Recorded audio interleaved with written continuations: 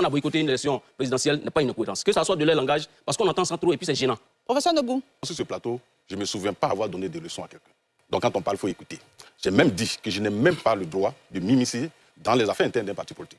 J'ai simplement analysé les conséquences de leur acte, des décisions qui ont été prises. Deuxième chose, j'ai trouvé que c'est incohérent que le PPACI, qui a réclamé accord et a créé le dialogue avec le pouvoir en place, ça veut dire qu'ils connaissent les forces du dialogue pour régler un ensemble de problèmes, n'est pas capable de mettre en son sein donc ce même mécanisme donc pour régler les problèmes et que dès que certains cadres décident d'être indépendants, la première réaction c'est de les sanctionner. Non, je ne vais pas refaire le débat.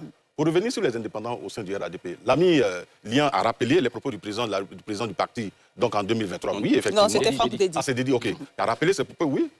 Mais c'est à la fin du processus que ces candidats indépendants qui sont allés au bout. D'ailleurs, c'était d'abord un avertissement pour dire, si vous allez en indépendant, voilà les sanctions qui vous attendent. Non seulement vous et vos parrains. Ces derniers sont allés jusqu'au bout de leur action, ont été un candidat indépendant et tous ont été sanctionnés par le parti.